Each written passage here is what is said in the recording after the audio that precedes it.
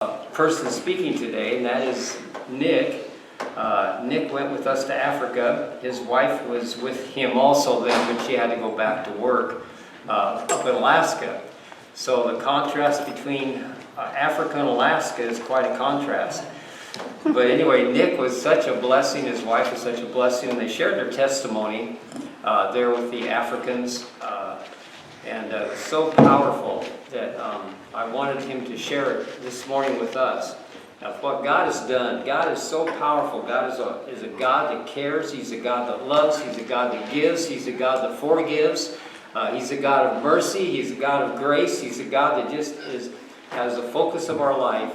And that's why He came to die for us in our place. Is because He cares. He loves. He wants us to come to that relationship with Him, to where we have more than just a temporal perspective down here, but we have an eternal perspective. And we begin to understand that God's heart is eternity. We're here for a very short time, but eternity is forever and forever and forever.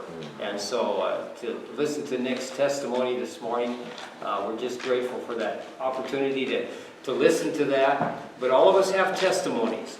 And this is a precious thing, is when God changes our lives, we have a testimony to share with people.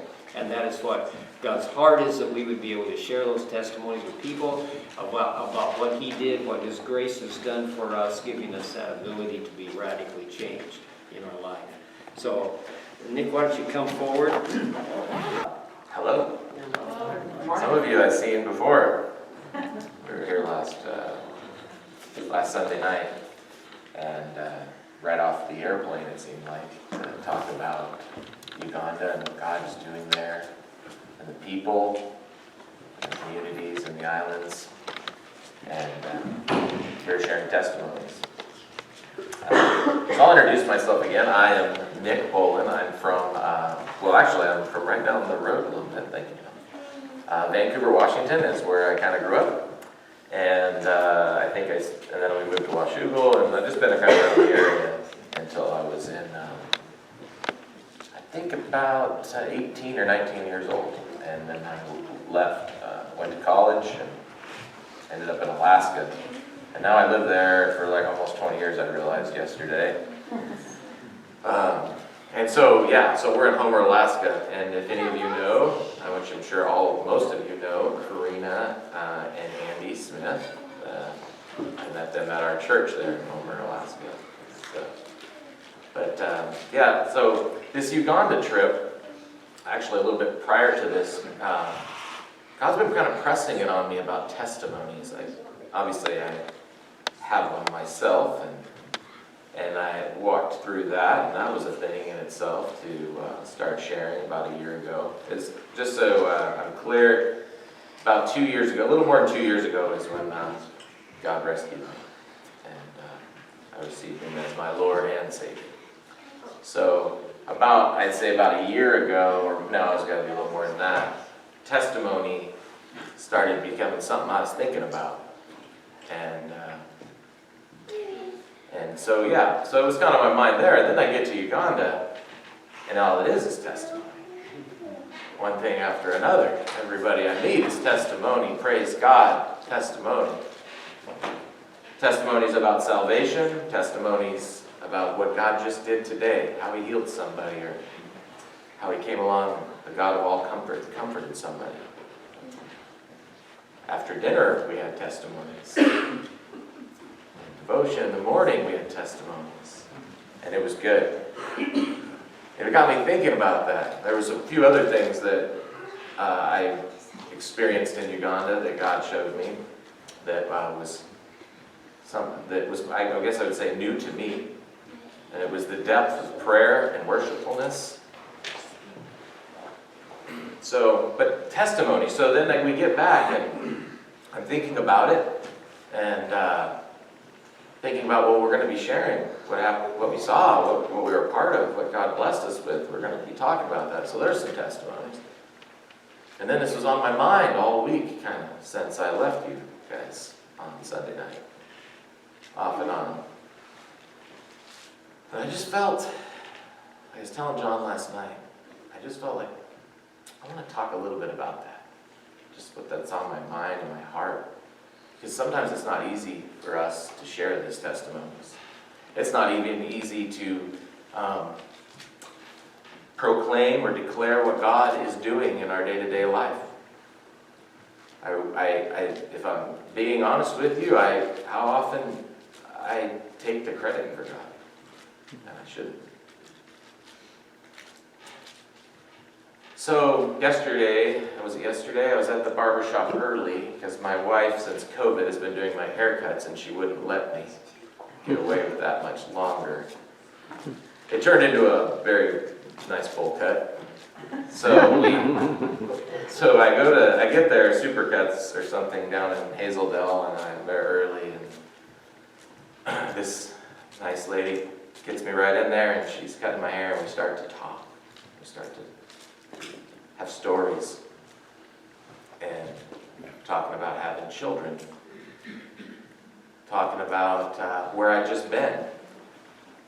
She asked me, well, were you there on vacation? I'd definitely go back, but it wasn't a vacation. So I told her. I was there on a short-term mission trip, supported by my church. She seemed to know what I was talking about a little bit. We talked about what we did there and what was happening. And then we talked about the children, and she asked me, so do you want a boy or a girl?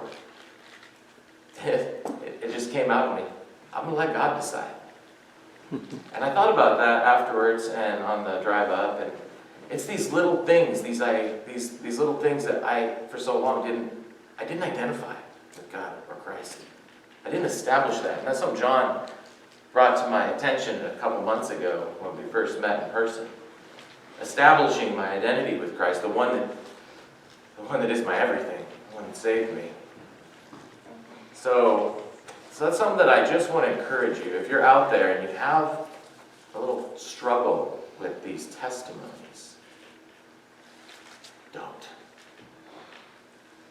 Share them. They change people. They pierce through this hardness of things. I find that I share my testimony back home, and I've shared it since coming to Christ. I share it in circles of believers. And I'm thinking, do I share it with non-believers? With the lost? Sometimes I think that these testimonies, the smaller things, the larger things that we see God doing, I think that they might be a way to unlock a hard heart where we can share the gospel. So, I just encourage you. And then another thing I thought about was how easily they become my story, or in my discipleship group back home, I got a few brothers that we study together, we hold each other accountable, and it's been, I don't know, it's priceless in the spiritual growth that has happened in my life in the last 6 months or so. But in there, we were just finished up a book. It's called Gospel Fluency. And one part of it, in the back, the author, I think it's Jeff Vanderstelt, he's talking about making Jesus the hero of our story. And I had to think that one through this week. And he does need to be the hero of my story, and oftentimes I start to forget that. There's a lot of I's and me's in that. So, Jesus, let's let him be the hero of our story. That's what was on my heart. It's a God story, and it's happening all the time. And there's this other book. I love books now. That's weird because I didn't before. But I was reading Desiring God by John Piper, and he says in there, the chief end of man is glorifying God and enjoying him forever, I think is how he's, by enjoying him forever. That's it. And these stories, when we tell them, when we share them, it glorifies God. And it just, I don't know about you, but it just brings joy. I get satisfied in making much of God. So I just encourage you to do that. It's kind of I had to get that off my chest. John already heard about it all last night while he's waxing his car, and he gave me a place to stay. just rambling. I think he was hiding from me out there, but I found him. But yeah, and then last, also before I start sharing my testimony here, this is like my 5th or 6th church since conversion, and half of them I realize now of walking into, just actually stepping foot in the door, half of them are in Africa, and this is something I could not have predicted a few years ago. God is doing great things, and it just blows me away. So that's a small testimony. But anyways, last week it was such a wonderful blessing to meet all of you. I just had such a wonderful time. The hospitality was amazing. I just felt right at home, and I got to meet people, and I just felt like I should let you know that I felt like the hospitality that Christ shows us, I was feeling it. And I just want to tell you that, and I just praise God for that. Thank you. And thank you for the worship team. I'm going to try, it was Marilyn, Isaiah, Christopher, Sarah, I think his name's John, and then is it Keenan? Keon. Kia? How do you spell that? K-E-O-N. K-E-O. Thank you so much for that, Adam. Craig, thank you so much for everything. Tim, the worship was great.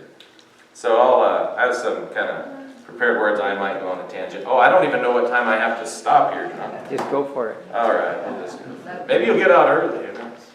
I hope not.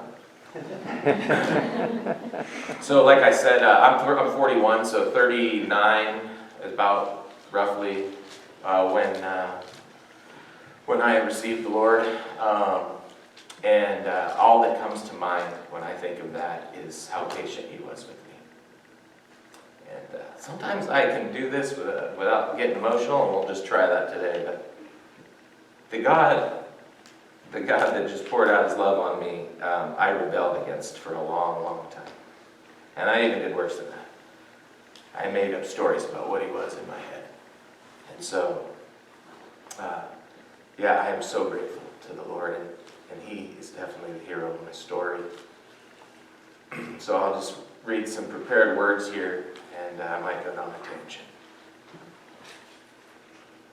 As a young teenager, when I wasn't working for my dad or getting in trouble with my friends, I sporadically attended different Christian youth group things. Sometimes my mom would go to church and she would take me. Other people, when I stayed the night at their house, faithful people said, "If you're staying here, Nick, you're coming with us tomorrow." I said, "All right, that's good, we'll do that." I remember hearing about forgiveness of sins, that I could be saved from condemnation. Everything they shared with me sounded very good. I kind of figured I was a bad character, and I'm getting forgiven, and that sounded good. But I never honestly wanted Jesus to be the Lord of my life.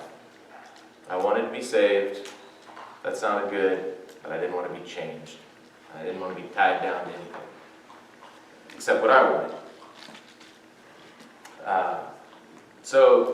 The great part about that is that even back then, God was trying. He had people, and they were sharing stories with me, and they were trying to reach me. And I know that even though I can't recall all of it, I heard the gospel probably upside down, back and forth, 3 or 4 different times. But it was pretty shallow soil. We had to do a lot of tilling. So, after high school, I went on to college and didn't really look back, and it seemed as if I couldn't even see Christians anymore. I didn't hear them.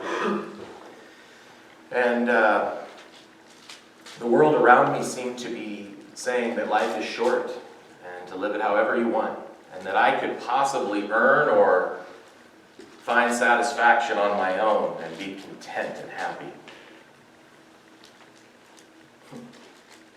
So I began to believe that lie, and somehow that I could possibly earn this permanent satisfaction now just defies me. I don't even understand where I was at, but that's where I was.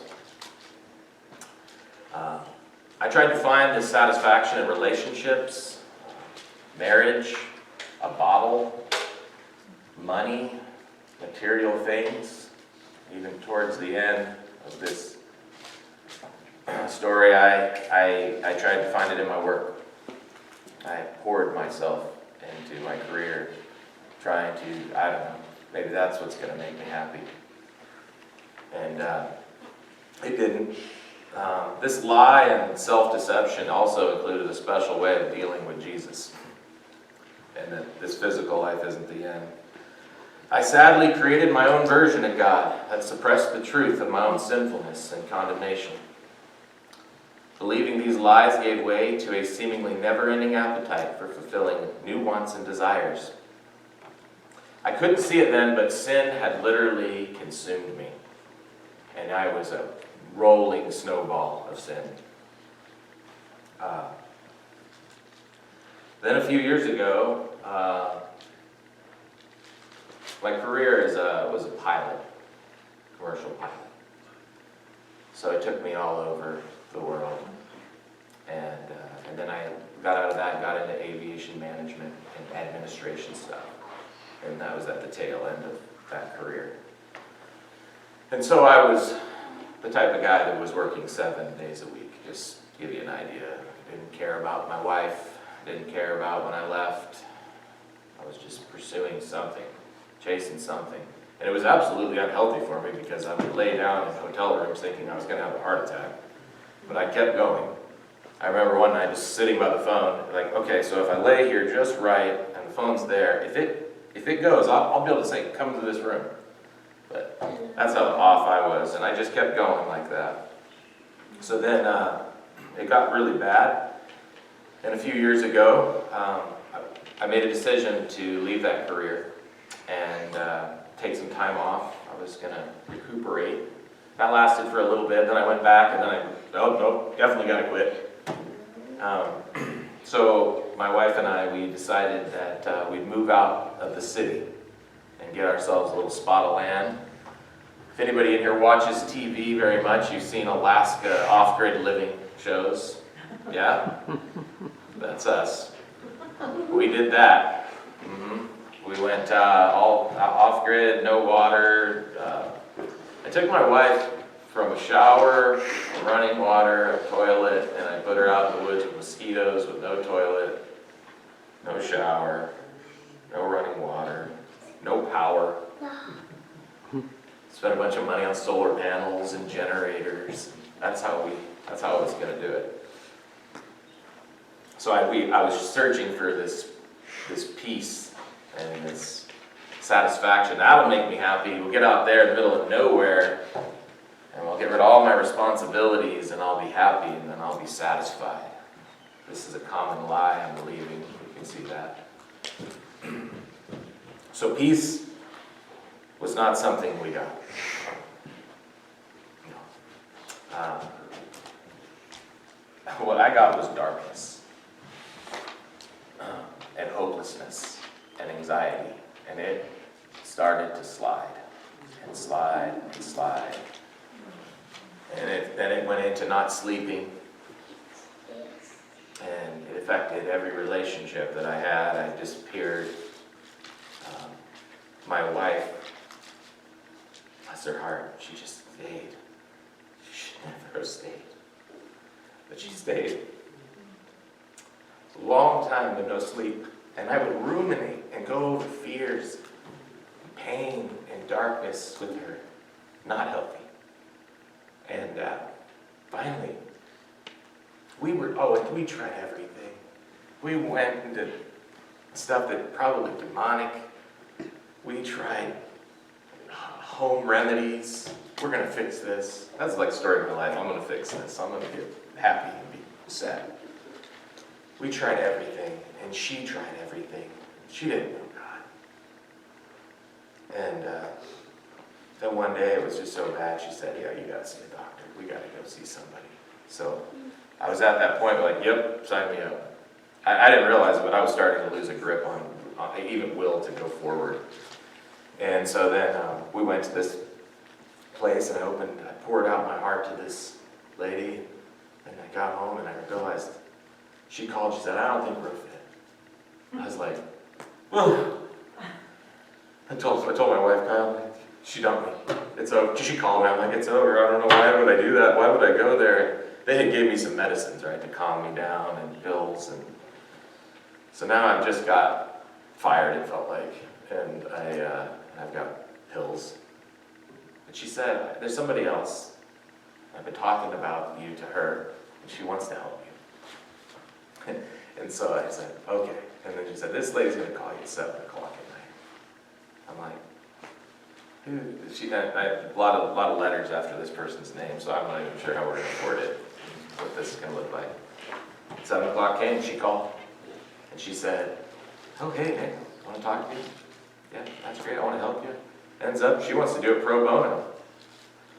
Yeah. So then I started down that path, and we're getting all kinds of treatments from her, and we're actually really just talking through a lot of things, and still on medication, doing stuff like that. And I'm starting to feel a little bit better. I'm like, okay, all right, what do I do? The minute I feel like I'm better, I'm like, thank you, bye. And go a little ways and crash and burn, double hard. And my wife says, you call her. I'm like, okay, so I call her. So we're back, now we're taking walks. And trying to get through this. And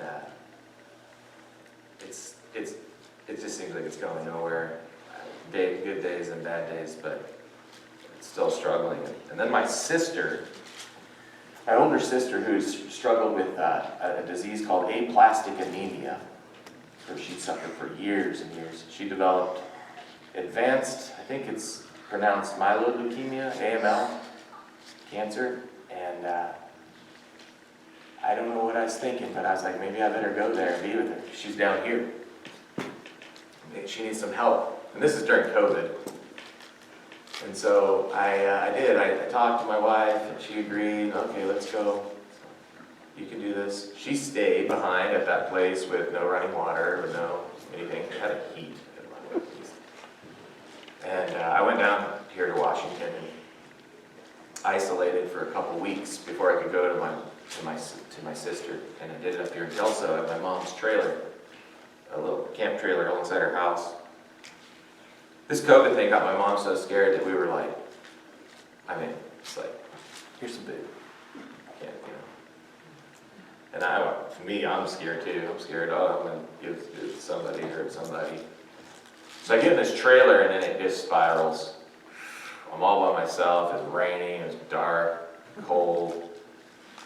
And I wasn't in there very long, and I started hitting new lows, new darkness, that the light was dwindling in my life. And I called my wife, and she said, you need to call Chris. So I call her, and I'm talking to her, and basically she explained to me that she had done everything she could do, or that we were doing all that could be done. And this led to another conversation, which I'll just say was a spiritual one, where she pointed me to God. I hung up in desperation. Me being the fixer, I went and I thought, I'll find God. I can do this. So I'm researching and reading and getting anything I can that has Jesus' name on it put in front of me. And downloaded some faith-based internet TV stuff and just sucking it up and trying to study, and everything's making me cry. It feels like I'm getting farther down in this hole. The show comes on, and Jesus and Nicodemus, and talking, John 3:16 comes across there. I'm hearing, for God so loved the world that he gave his only son. I'm like, oh, it's just breaking me. I don't even know what I'm feeling. I'm just feeling done. And then about that time I got out of there and I went down to out of isolation, and I get to the next isolation center with my sister and her future husband. And we're in this new small space together, and we're going back and forth to treatment. But while I'm there, I'm still just, if it's Christian music, I'm just trying. I'm just like, where is he? I just needed to take this pain away, this anxiety, just all this. I just needed to lift it. And one day she had to go in and she couldn't come back home. I think her numbers had tanked and they had to keep her in a hospital. And I'm not sure how exactly in my memory. It was a pretty traumatic time. I'm not sure exactly how, but I ended up back at their place alone. Again. And that was it. I couldn't see it. I couldn't see a way out. And it became very clear that I wanted to give up. And so I think, I still to this day, I'm not 100% sure why I did it. Maybe I was trying to make it official. But I wrote some letters to my family. All of them. I wrote letters goodbye. Didn't really know how that was going to work out, but I just getting them out. And then I remember going over to the couch and sitting down. And this God that I've been reaching out and I was praying. I was praying like I was confessing sin. I was just going through the motions, just like, but all I really wanted was just him to take it away so I could go right back. I was clinging to my life and I was losing it. I didn't see that then. So I sat down and God just, I don't know how he did it. But he changed my heart. I didn't want to do whatever it was I was cooking up. And I don't know if I said it out loud, but this is what comes to my mind all the time. The war is over. And I'm just going to go with what you say. It was like, and so the next day or so, I folded up those letters and I immediately went home. We got a ticket in short order. I knew I had to tell Kaya everything. And I knew that she was probably worried about this happening. I get there and I describe everything to her. I tell her about the letters, and she's broken, and she is scared, and I tell her, you don't have to worry anymore. Oh, she got why? I have Jesus now. And she didn't believe me. Her testimony speaks to that.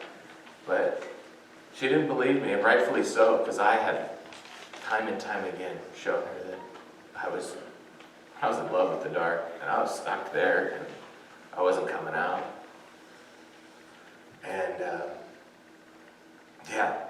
so we burned those letters, and then over time, she saw God working in my life. She saw things change that she didn't think would ever change. I think she said, it would take a miracle to do what happened. So,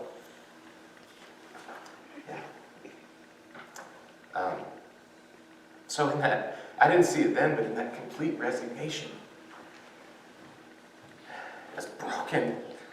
But now I get it. I was poor in spirit.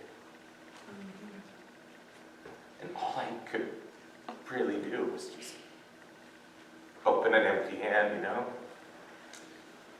Grace.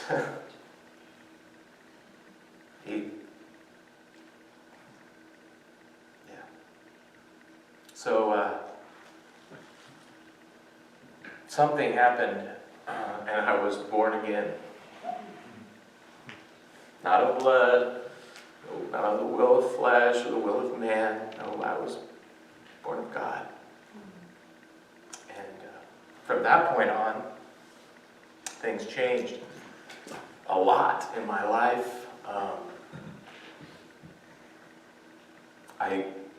Probably the greatest thing is the truth that he just keeps revealing to me. Like, that it's not me. I was crucified on that cross. It's not me that lives, but Christ that lives in me.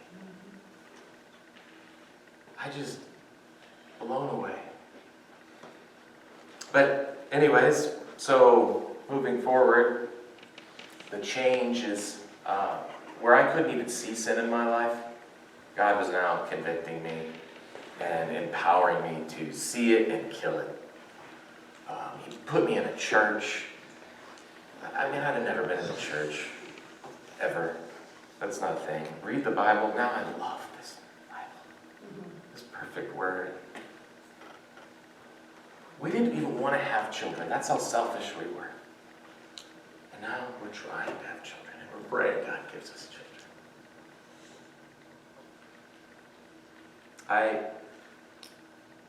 I can't even begin to describe the blessings that God's put on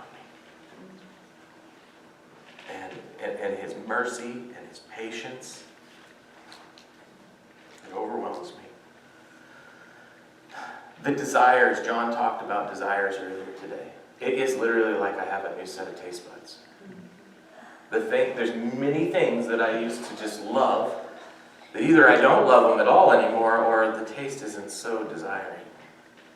And then there's things that I like being here with you, Christopher, that you and I are eternal brothers.